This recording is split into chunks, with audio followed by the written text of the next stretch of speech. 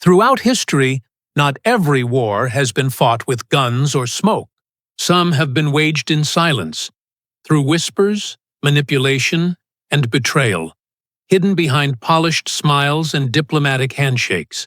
In Burkina Faso, such a conflict lasted for generations, unnamed yet deeply felt. The occupiers no longer marched with weapons or flags. They arrived with briefcases, development funds, and treaties dressed as friendship. By daylight, they spoke of partnership and progress. But after dusk, encrypted messages and secret reports crossed borders, quietly draining the nation's strength. Independence, it turned out, had been only half won. The flag was new, but the control remained. The money still bore a foreign stamp. The laws still echoed distant voices, and suspicion was sown like seeds in the people's minds. Then emerged a young captain, Ibrahim Traoré, a man shaped by the desert, but called to a far more dangerous front. What he uncovered would shake not just his country, but the entire region. The threat was not advancing from outside. It was already seated within the halls of power. He noticed things others ignored. Ambushes that seemed predicted, classified information appearing in foreign papers, false stories racing across the internet before truth could breathe. Step by step, he traced the pattern, gathering fragments of evidence until the shape of betrayal became clear. What he found was not ordinary espionage, it was treason dressed as diplomacy. Deep inside Burkina Faso's institutions, a network of informants fed by fear, money, and allegiance to outsiders was operating freely. They weren't just stealing secrets, they were eroding the nation's very pride. When Traoré chose to confront them, he knew the consequences, but he also knew silence was no longer an option. His decision sent tremors far beyond his borders, awakening a question that has haunted Africa for decades. Are we truly sovereign, or simply managed from afar? And so the question stands. When the enemy does not storm your gates but sits beside you, when betrayal speaks your own language and calls itself a friend, will you turn away, or will you stand, even if you must stand alone? Together, let's uncover the truth behind this silent war. If you believe Africa deserves its truth, type Africa in the comments. Your voice helps history speak. Subscribe now and join this journey toward a stronger, sovereign Africa. For most of his life, Ibrahim Traoré was never meant to rise. He was trained to follow orders, not to rewrite history. Yet, history often chooses its messengers from those who never seek it. Born into a generation that inherited the illusion of freedom, Traoré grew up in a Burkina Faso, still bound by invisible chains. The French flag had been lowered, but its shadow lingered. In the money people spent, in the language of their laws, and in the quiet obedience of their leaders. Independence existed in textbooks, but not in daily life. To the world, Burkina Faso was small and poor. But beneath that simplicity lay a nation suffocating under policies it never chose. Farmers worked fields enriching foreign banks. Young graduates chased jobs that didn't exist. Every promise of partnership came with conditions written in invisible ink.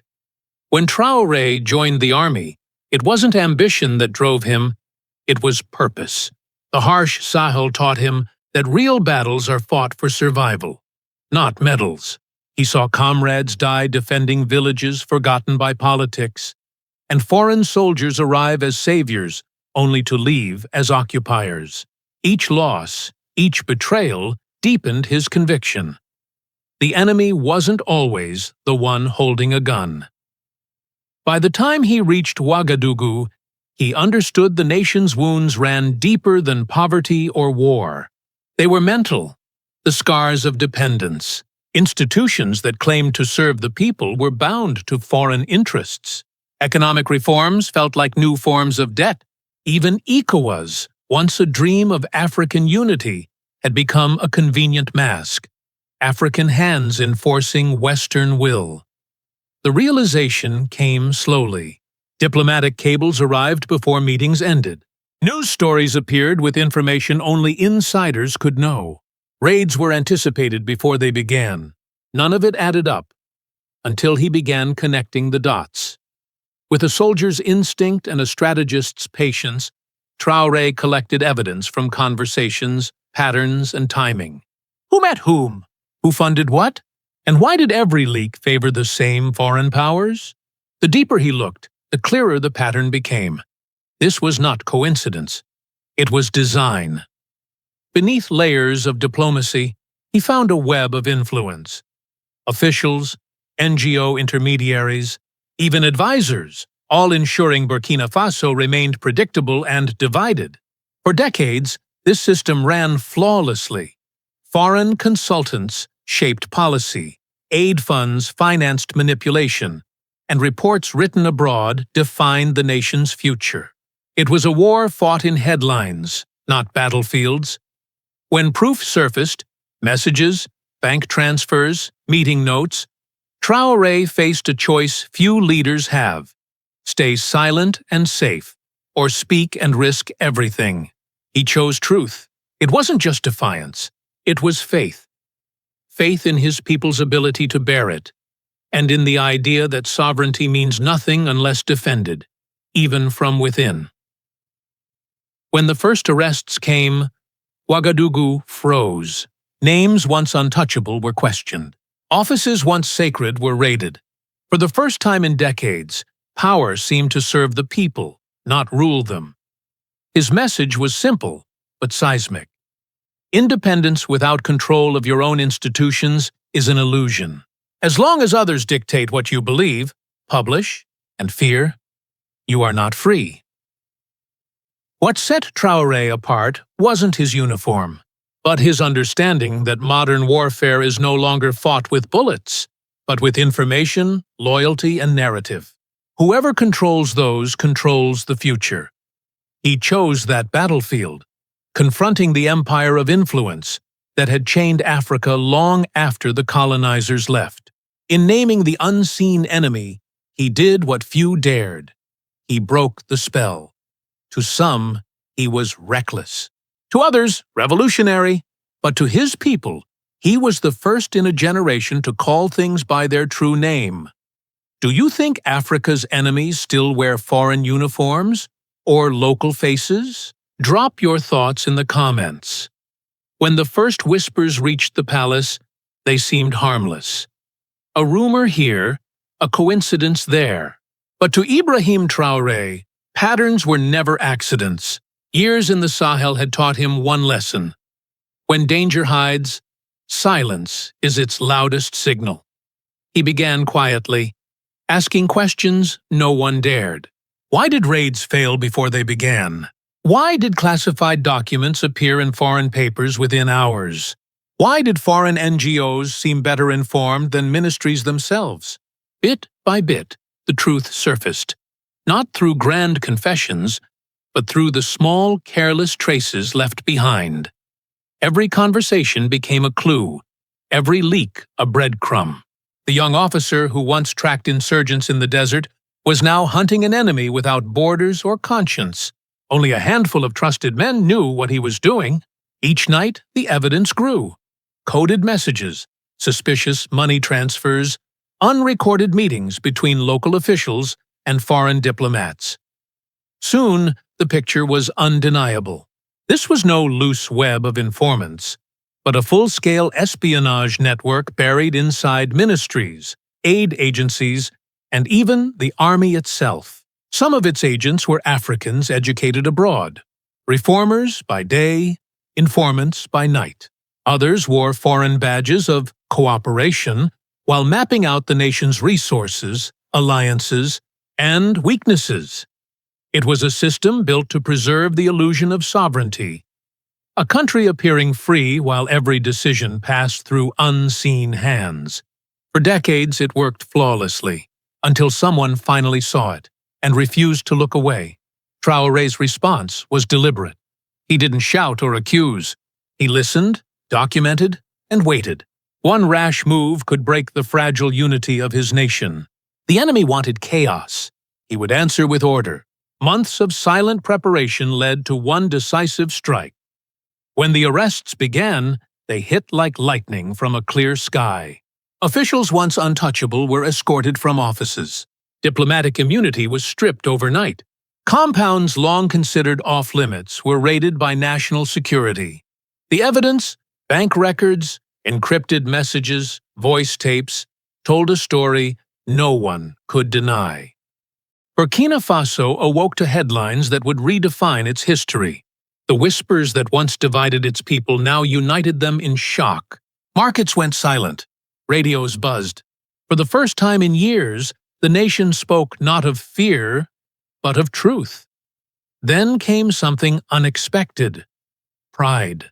From Ouagadougou to Bobo Dioulasso, crowds filled the streets, waving flags and singing the anthem. "He did what no one dared," said an old shopkeeper. He named the invisible enemy. For decades, people were told they were powerless, that corruption was fate, that the empire's reach could not be challenged. But now they saw a man who refused to kneel. Traoré's calm defiance became a symbol, not of rebellion, but of dignity restored. Foreign media called the arrests reckless and destabilizing. But to ordinary Africans, it was proof that someone had finally chosen truth over fear. Social media filled with a single phrase: "We are no longer afraid." Yet Traoré knew the risk had only begun. Exposing the network meant confronting a system older than his own government. Retaliation would follow: sanctions, propaganda, diplomatic isolation. But for now, the air felt different. The fear that had hung over the nation for generations was replaced by a quiet pride. In barracks, soldiers stood taller. In universities, students debated sovereignty. In markets, women spoke not of shortages, but of justice. Even in remote villages, people whispered his name as if it were a promise.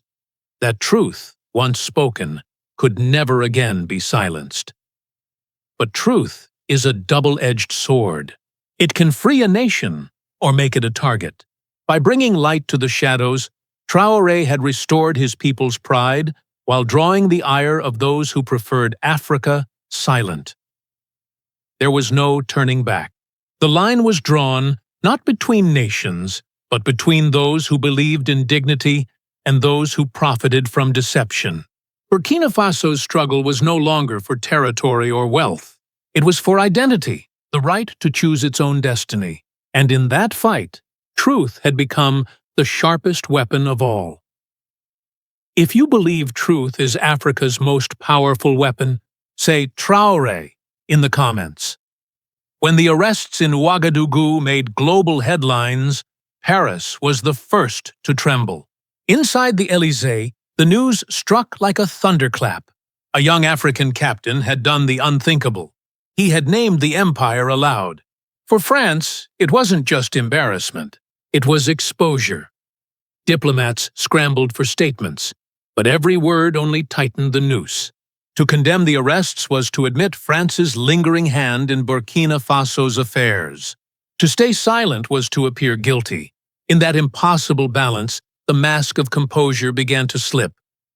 For decades, France had ruled through shadows, not soldiers.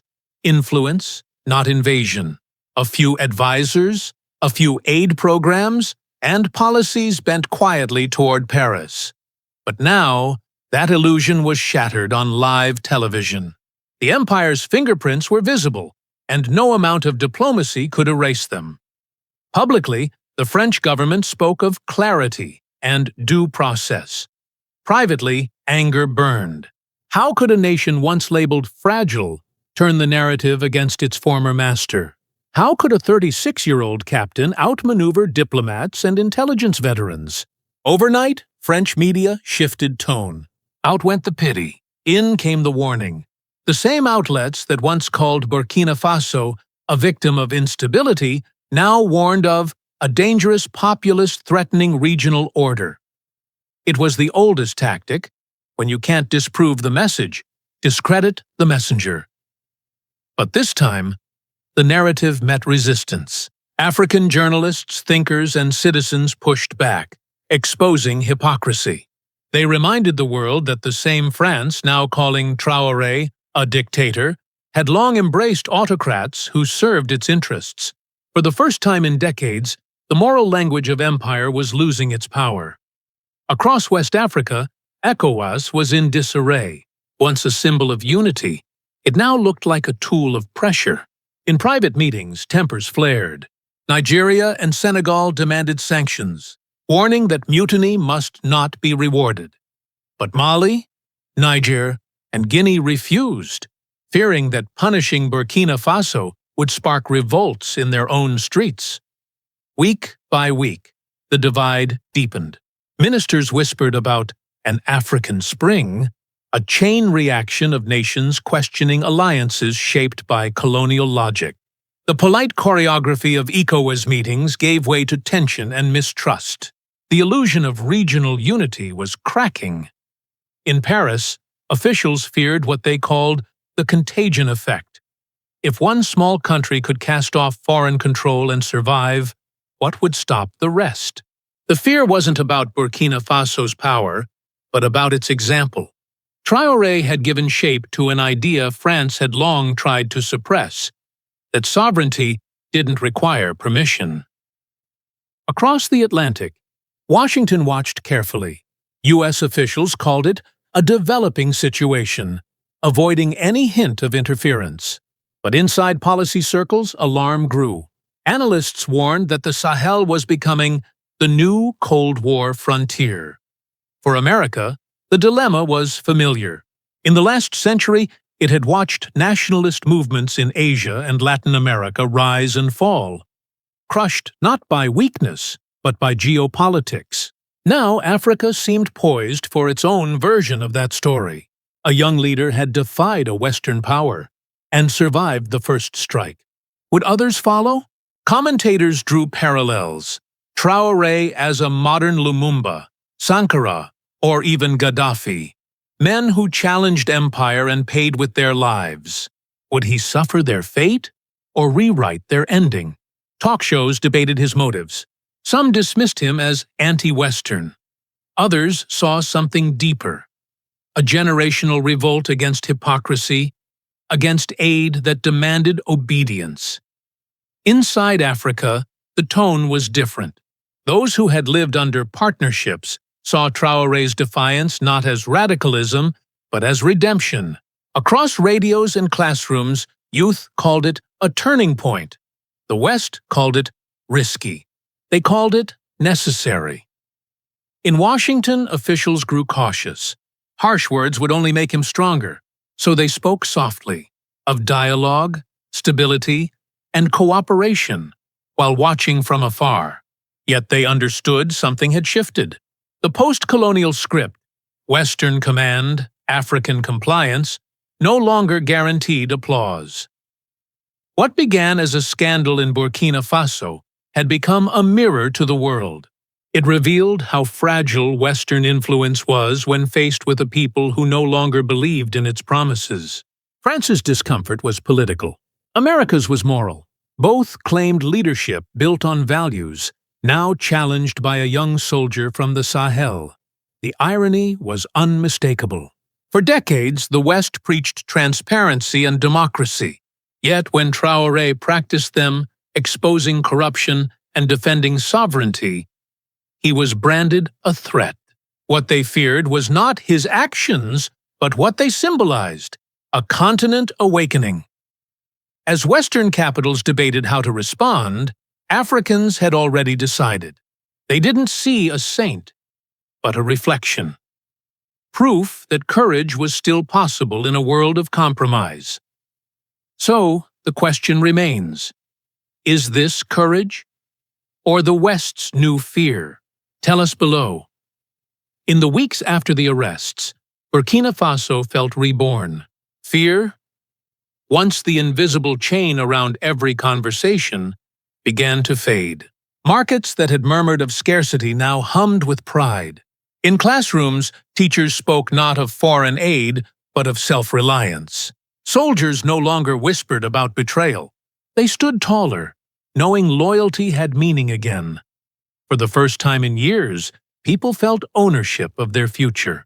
They had watched their leader defy not only foreign powers, but also the local elites who served them. What spread across the country was not triumph, but awakening. Old men in villages, women selling fruit, students in dusty courtyards repeated the same words. Better hunger with dignity than full bellies in chains. It was more than a slogan. It was a quiet revolution of spirit. The people saw that independence in 1960 had only been partial. Real freedom was not about lowering a flag, but lifting one's head. At gatherings, talk turned from despair to determination. If we must grow our own food, we will, said a farmer. If we must build our own machines, we will, added a teacher. Sanctions bit hard and prices rose. Yet this time, pain carried purpose. The national tone shifted. News anchors spoke less of crisis, more of resilience. Commentators called the arrests a moral cleansing, a recovery of national soul. To many, Traoré had not only unmasked spies, he had broken the mental dependence that shackled generations. In barracks, soldiers redefined their mission. The enemy was no longer just rebels in the bush. It was corruption, complacency, and foreign control. "We fight for the country, not the government," said one officer. That spirit spread beyond borders. In Mali, Niger, and Guinea, people saw their own frustrations reflected in Traoré's defiance. Leaders in Bamako and Niamey gained momentum from his courage. Soon came the alliance of Sahel states, AES, not a typical military pact, but a declaration of shared sovereignty. Crowds shouted, "Sahel strong!" as flags of 3 nations were painted side by side. Meanwhile, ECOWAS, once a symbol of unity, fractured under its contradictions. How could an organization preach African solidarity while enforcing Western sanctions? Inside meetings, tempers flared. Ministers walked out. Presidents warned, "The people are watching." The illusion of unity was breaking. Across Africa, the shift was undeniable. Activists in Ghana, Kenya, and South Africa launched discussions on informational independence, telling Africa's story through its own voice. Hashtags like Sovereign Africa and Truth is Freedom flooded social media. It was no longer just political. It was generational and deeply human. In Europe, reactions split. Some called it overdue justice. Others muttered about instability. But among Africans abroad, students, professionals, exiles, the feeling was pride. In Paris, small protests formed, "Hands off the Sahel." In London and New York, diaspora groups met to support Africa's awakening. What began as a purge in one country had become a continental echo. Traoré became both a hero and a warning. To supporters, proof that integrity could still stand against intimidation. To opponents, a dangerous precedent. A leader who showed that moral courage could outweigh military might. Analysts coined a term for it: the Burkina effect. Inside the country, the movement deepened. Citizens repaired rural roads, revived industries, and strengthened local security.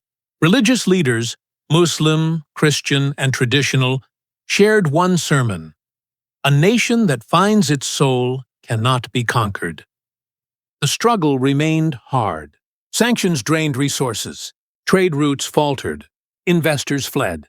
Yet an elder in Ouagadougou put it best: "Freedom doesn't feed you every day, but slavery kills your appetite forever." The spy war had revealed more than treason. It exposed a truth. The greatest weapon of empire is not force, but doubt. Once a people stop doubting their worth, they become unstoppable. From the streets of Burkina Faso to capitals across Africa, one message spread like fire: sovereignty is not a gift. It is a discipline. And this time, Africa intended to keep it strong. When the storm finally passed, what remained was not chaos, but clarity. Burkina Faso had faced sanctions and isolation, yet stood taller than before. The spy war had ended, but its victory was internal. A nation that no longer doubted itself, Ibrahim Traoré never sought glory. He sought truth. By exposing the unseen chains, he gave his people something no treaty could offer: dignity. Across Africa, his defiance echoed like a memory reborn, reminding all that freedom is not granted by empires, but reclaimed through courage. The world called it rebellion. The people called it awakening. Perhaps it was both. The beginning of Africa's second independence. If your ancestors could see this day, would they tell you to bow or to rise? What does it all mean to you? Drop your thoughts below. Your voice matters here. And if this story moved you, hit subscribe and stay with us for more.